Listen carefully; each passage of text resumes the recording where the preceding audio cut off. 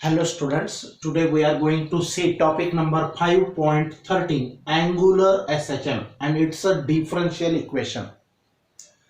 During previous lectures we have seen linear SHM.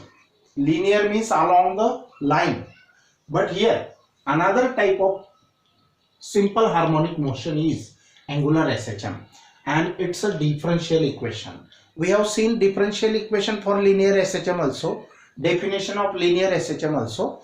Both the types are for your syllabus and both are important. So what is angular SHM? And it's a differential equation. This one is the differential equation of linear SHM. So what is angular SHM? Try to understand. Define angular SHM. Angular SHM is defined as the oscillatory motion of a body. Oscillatory motion. Oscillation means दोलन. आता या ठिकाणी angular SHM is defined as oscillatory motion of a body in which torque or angular acceleration is directly proportional to the angular displacement. आता बघा linear SHM मध्ये force जे आणि linear displacement x होती आणि याला आपण ऑपोजिट इन डायरेक्शन असं कन्सिडर करत होतो. Both are opposite in direction. पण या ठिकाणी फोर्सच्या जागेवर टॉर्क आहे आणि अँगुलर डिस्प्लेसमेंट थीटा आहे. लक्षात ठेवा, व्हेरी इम्पॉर्टंट. आता फोर्सचं काम टॉर्क करतोय. फोर्सचे युनिट न्यूटन आहे, टॉर्कचे युनिट सुद्धा न्यूटन आहे.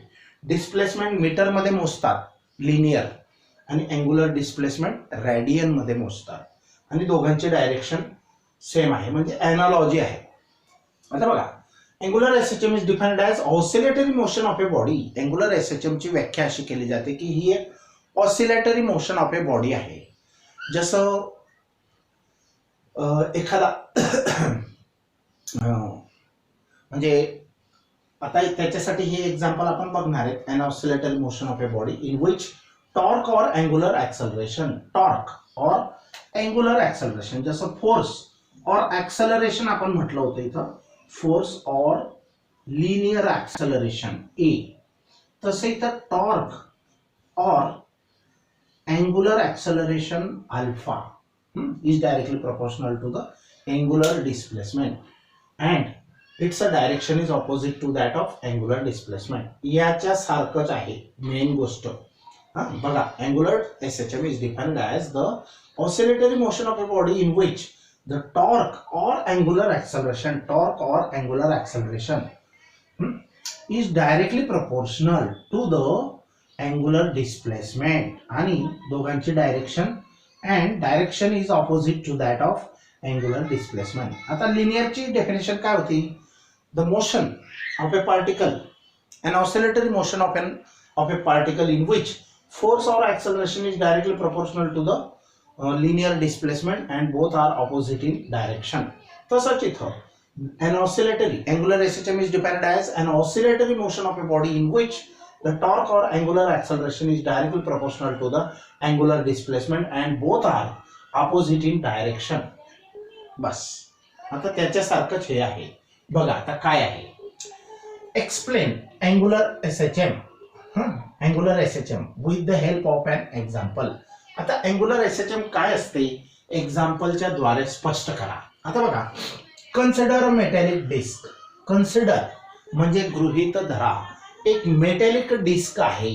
हा मेटलचा डिस्क आहे. डिस्क म्हणजे काय, जशी सीडी यायची बघा कॉम्प्युटर मध्ये टाकायची, तसा हा डिस्क आहे पण वजनदार आहे आणि याला काहीतरी थिकनेस आहे. त्याच्या सेंटरला एक वायर बांधून त्याला टांगून दिला आणि त्याला असं रोटेट केलं तर या वायर मध्ये पीड भरला जाईल. त्याच्यानंतर जितकं पीड ऑर्डर मध्ये येणार,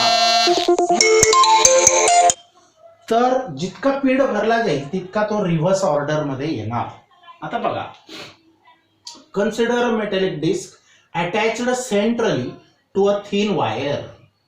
हा एक मेटलचा डिस्क आहे. डिस्क म्हणजे अशी थाळी सारखं, फक्त त्याला कॉर्नर वगैरे नको असा. हा थिक जाड आहे आणि तो हा जाड आहे आणि असा डिस्क सीडी डिस्क सारखा. तर अटॅच्ड सेंट्रली, याला सेंट्रलला काय अटॅच केलेलं आहे, to a thin wire, nylon और मेटल वायर आहे. ही वायर नायलॉनची किंवा मेटल वायर आहे. तिला आपण स्ट्रिंग म्हणतो. पेंडुलम मध्ये म्हटलं होतं string.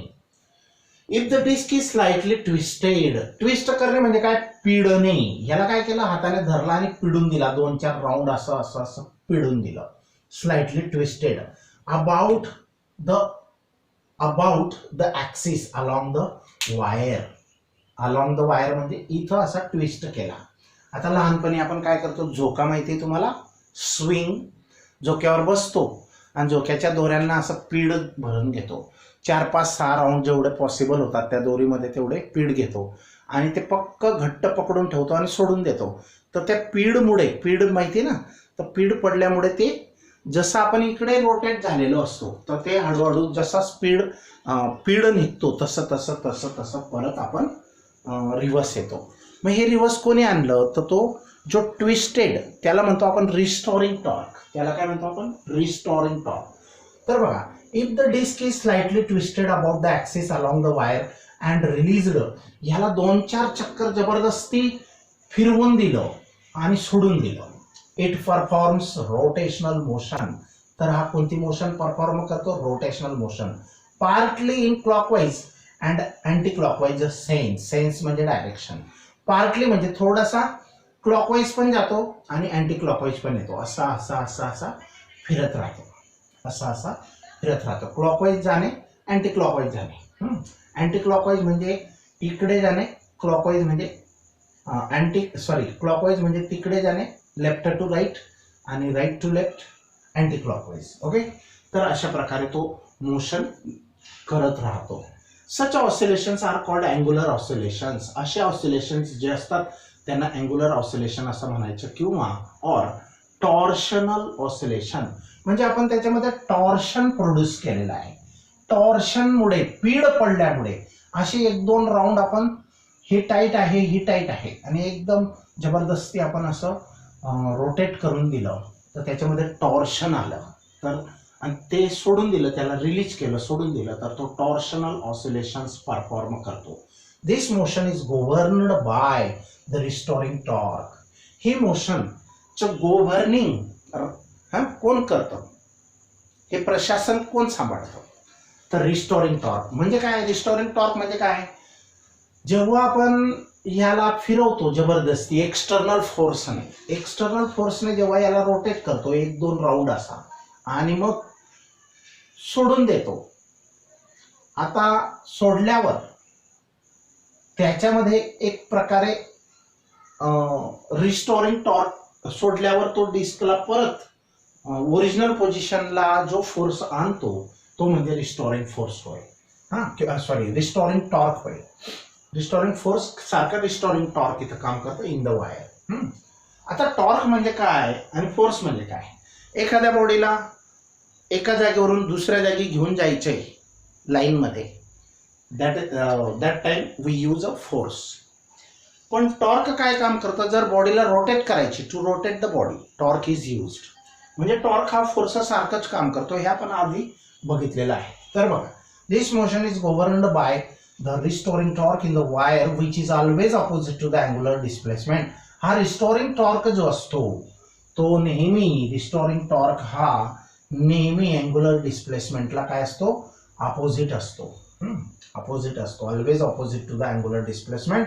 If its a magnitude happens to be proportional, त्याचा मॅग्निट्यूड हा हॅपन्स टू बी प्रपोर्शनल म्हणजे च्या प्रमाणात असतो. जितका ट्विस्ट देणार, टॉर्क दिला तुम्ही, ट्विस्ट दिला म्हणजे टॉर्क दिला आणि तो टॉर्क म्हणजे पीड दिला आणि तो पीड या डिस्कला रोटेट करतो, परत रिव्हर्स जाऊ देतो आणि त्याच्यामुळे त्याला रिस्टोरिंग टॉर्क म्हणतात. Restoring torque is directly proportional to the angular displacement. If its magnitude happens to be proportional to the corresponding angular displacement, thus this motion is said to be the angular SHM. आणि अशा प्रकारच्या मोशनला आपण angular SHM असं म्हणू शकतो. हा question एवढा important नाही, परंतु angular SHM समजण्यासाठी हा एक्झाम्पल फार इम्पॉर्टंट आहे. कारण हे समजलं तर पुढचं समजणं सोपं होईल. बघा आता हा मात्र इम्पॉर्टंट आहे, लक्ष द्या. Show that the motion performed bye a metal disk. या मेटल डिस्कने जी मोशन परफॉर्म केली, एक सारखा रोटेट नाही होणार वन डायरेक्शन तो, बोथ डायरेक्शन नाही, हा clockwise anti clockwise, clockwise anti clockwise अशा प्रकारे. Show that the motion performed bye a metal disc हँग्ड, हँग्ड म्हणजे टांगून ठेवला आहे, फ्रॉम रिजिड सपोर्ट म्हणजे हा भक्कम सपोर्ट आहे, when twisted slightly is an angular SHM. त्याला स्लाइटली ट्विस्ट केलं म्हणजे धरलं आणि फिरवून दिलं तर ह्या स्ट्रिंगमध्ये किंवा वायरमध्ये पीड भरला जातो आणि तो पीड निघतो, म्हणजेच त्याला रिस्टोरिंग टॉर्क असे म्हणतात. Twisted slightly is an angular SHM हे शो करायचे आहे. तर अँग्युलर एसएचएम असेल किंवा or obtain differential equation of angular SHM. तर हा जो प्रश्न आहे, क्वेश्चन आहे, obtain differential equation of angular SHM हे इथपर्यंत, तर तो फार इम्पॉर्टंट आहे. आणि show this motion performed by the disc which is hanged centrally to the rigid support is angular SHM. हे पण शो करायचं आहे. हे खालचं आन्सर जे आहे ते शो करायचं आहे. असा कॉमन क्वेश्चन हा, फक्त हा पण येऊ शकतो, फक्त हा आला तर इथपर्यंत आन्सर लिहायचं आणि हा वरचा आला तर टोटल आन्सर आहे. तर बघा समजलं. मग शो दॅट म्हणजे सिद्ध करा की motion performed by metal disc हँग्ड from a rigid support when twisted slightly, त्याला पीड भरला थोडासा, इज अन अँग्युलर एसएचएम, ती अँग्युलर एसएचएम असेल डिस्कची मोशन ही, किंवा obtain differential equation of angular SHM. आता बघा पहिली गोष्ट, the metallic disc when twisted, metallic डिस्कला जर आपण पीड भरला, परफॉर्म्स ऑसिलेटरी मोशन आणि सोडून दिला तर तो ऑसिलेटरी मोशन परफॉर्म करतो. बघा एखादं लहान मुलांचं खेळणं असतं किंवा असं असं ते हा सेलवर असतं त्याच्यासारखं oscillatory motion, for which the restoring torque acting upon it for angular displacement theta is. तर restoring torque acting on the restoring torque acting on the disc for angular displacement theta is directly proportional. म्हणजे जितका पीड भरणार तितकी displacement होणार. आता angular displacement इथं काय आहे बघा. आता समजा हा पॉइंट इथं होता,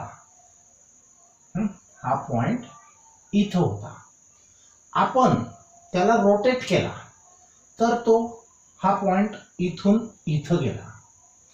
म्हणजे आता बघा हा अगोदरचा अँगल आणि नंतरचा अँगल फरक असेल ना, मग अँगल ट्रेस जो केला हा अँगल, नंतरचा अँगल हा, म्हणजे अँग्युलर डिस्प्लेसमेंट. जितका टॉर्क देणार पीड भरणार तितकी अँग्युलर डिस्प्लेसमेंट होणार. म्हणजे torque is proportional, depends on angular displacement and both are opposite in direction. Torque आणि अँग्युलर डिस्प्लेसमेंटची डायरेक्शन ऑपोजिट असते. आता इथं टॉर्क हा ह्या डायरेक्शनने दिला पण अँग्युलर डिस्प्लेसमेंट ह्या डायरेक्शनने होणार, कारण that displacement tries to regain its original position and the force acting which tries to regain the original position of the disk. So here torque is directly proportional to theta and the minus sign is there because both are opposite in direction. For equality put some constant, say c is the constant. The constant of proportionality c is the restoring torque per unit angular displacement. आता c ची value कशी find करणार. c is equal to torque upon theta. मग torque म्हणजे काय, restoring,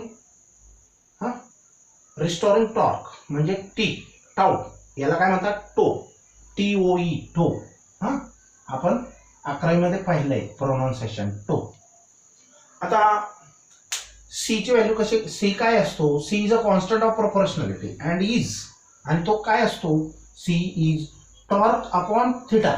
मग torque म्हणजे काय, रिस्टोरिंग टॉर्क, आणि अपॉन पर म्हणजे अपॉन युनिट डिस्प्लेसमेंट, पण ही डिस्प्लेसमेंट कोणती आहे, angular displacement, per unit angular displacement.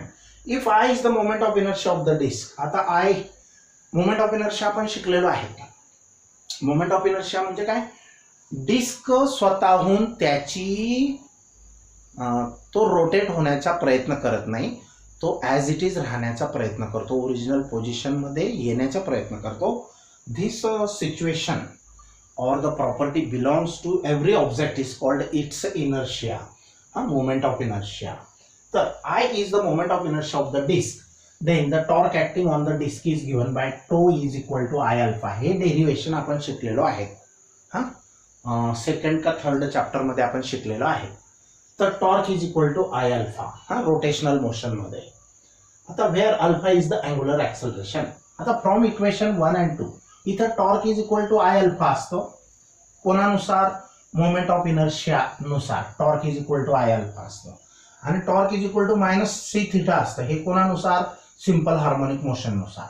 हे दोघं टॉर्क सेम असावे. मग ही side right side left side is same, so right must be same. So I alpha is equal to minus C theta. I alpha is equal to minus C theta. या C थिटाला इकडे आणा आणि अल्फाची value काय टाका? d2x bye dt square.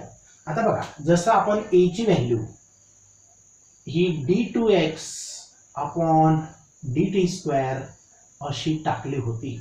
आता इथे A for linear acceleration आहे तर लिनियर डिस्प्लेसमेंट टाकायचं. ए म्हणजे लिनियर ऍक्सलरेशन तर x म्हणजे लिनियर डिस्प्लेसमेंट. मग इथं अँग्युलर ऍक्सलरेशन असेल तर इथे अँग्युलर डिस्प्लेसमेंट टाका. म्हणजे याला जर रिप्लेस केलं अल्फाने तर आपल्याला डिस्प्लेसमेंट इथं वापरावी लागणार थिटा. बस त्याच्यासारखंच आहे. मग अल्फाची व्हॅल्यू आहे जसाच्या तसा अल्फाची व्हॅल्यू टाकले d2 theta by dt square plus c theta is equal to 0. This is the differential equation of angular SHM. अगदी सोपं आहे बघा. Torque is equal to minus c theta, torque is equal to I alpha आणि यांची equality केली. Direct equation आहे, फक्त अल्फाची value ही पुट केली. This is the differential equation of linear SHM. हे 2 मार्काला येऊ शकतो हा कालचा क्वेश्चन. आणि पुढे म्हटलं की शो दॅट ती अँग्युलर SHM आहे तर त्याच्या पुढे लिहायचं बघा. फ्रॉम इक्वेशन 3 हे equation number 3 I alpha is equal to minus C theta. म्हणजे दोघांची कंपॅरिझन केली आपण इक्वेशन 1 आणि 2. इक्वेशन 1 हे आहे आणि इक्वेशन 2 हे आहे. दोघांची कंपॅरिझन जी केली तर अँग्युलर ऍक्सलरेशन अल्फाची व्हॅल्यू कशी तयार करणार? या अल्फाची व्हॅल्यू हा I सिम्पली डिवाइड होईल minus C theta upon I. मग आता अल्फा मध्ये alpha is equal to minus C theta upon I मध्ये C आणि I. Since C and I are constant. C तर कॉन्स्टंट वापरलाच आहे आपण. आणि मोमेंट ऑफ इनर्शिया एखाद्या डिस्कचा फिक्स असतो about the fixed axis. Central axis आहे. Since C and I are constant the angular acceleration alpha is directly proportional to theta. Alpha is directly C आणि I कॉन्स्टंट आहे. मग alpha कोणाला? Alpha is equal to minus theta. मग हे constant जर remove केले आपण तर प्रोपोर्शनॅलिटी लिहू शकतो. आपण काय लिहू शकतो? Alpha is directly proportional to theta असं लिहू शकतो. Alpha is directly proportional. हे डायरेक्टली प्रोपोर्शनलचं साइन आहे. Alpha is directly proportional to minus theta. आता मायनस म्हणजे यांची डायरेक्शन ऑपोजिट असते. बरं तर C and I are constant. The angular acceleration alpha is directly proportional to theta and its direction is opposite to that of angular displacement.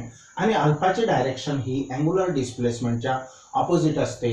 आणि हे तर simple harmonic मोशनचे रूल्स फॉलो करत आहे ही प्रकारची मोशन. आणि म्हणून hence this oscillatory motion is an angular SHM. म्हणून ही ऑसिलेटरी मोशन डिस्कची जी आहे ती अँग्युलर SHM आहे हे सिद्ध झाले. आता define angular SHM. Angular SHM मध्ये मेन गोष्ट काय आहे? Torque is directly proportional to displacement and both are opposite in direction. बस. तर बघा angular SHM is defined as the oscillatory motion of a body in which the torque or angular acceleration is directly proportional to the angular displacement आणि हे minus sign सांगायचं and its direction is opposite to that of angular displacement. आता linear SHM ची definition काय होती? Linear SHM is defined as the linear oscillatory motion of the body in which the force or acceleration is directly proportional to the linear displacement and both are opposite in direction. तसं torque. Angular SHM is defined as the oscillatory motion of a body in which the torque or angular acceleration is directly proportional to the angular displacement and both are opposite in direction. Okay. State the expression for time period of a angular SHM. Time period angular SHM चा कसा formula काय आहे? तर बघा formula काय आहे? The time period T of angular SHM is given by. Angular SHMचा time period हा अशा प्रकारे दिला जाईल. आता जनरल इक्वेशन काय आहे पिरियडचं, T is equal to 2 by omega आहे. T is equal to 2 by omega आहे. मग हा ओमेगा काय असतो, 2 अपॉन ओमेगा काय असतो, आपण मागच्या वेळेला इथं linear acceleration per unit linear displacement घेतलं होतं. Linear acceleration per unit displacement म्हणजे A/x घेतलं होतं. इथं फक्त अँग्युलर शब्द वापरायचा लिनियरच्या जागेवर, त्याच्या सारखंच आहे अँग्युलर मध्ये. मग अँग्युलर ऍक्सलरेशन म्हणजे अल्फा, पर म्हणजे अपॉन, हा स्क्वेअर रूट आहे. हा स्क्वेअर रूट ऑफ कोणाचं, अँग्युलर ऍक्सलरेशन म्हणजे अल्फा, पर म्हणजे अपॉन कोणाचं, युनिट अँग्युलर डिस्प्लेसमेंट म्हणजे थिटा, अल्फा अपॉन थिटा. आणि याला वरती आणायचं असेल तर 2 θ अपॉन अल्फा. आपण लिनियर SHMच्या पिरियडचा फॉर्म्युला पाहिला आहे, 2π√L अपॉन G असा काहीतरी, बरोबर. तर तसाच सेम एनालॉजी आहे बघा. हा तर पण तिथं लेंथ आणि ग्रॅव्हिटी होती, इथं मात्र अँग्युलर डिस्प्लेसमेंट आणि अँग्युलर ऍक्सलरेशन आहे. तर अशा प्रकारे हा फॉर्म्युला आहे. हा किंवा हा सेमच आहे, कोणताही यूज करू शकता. So this is about the angular SHM. Now will stop here.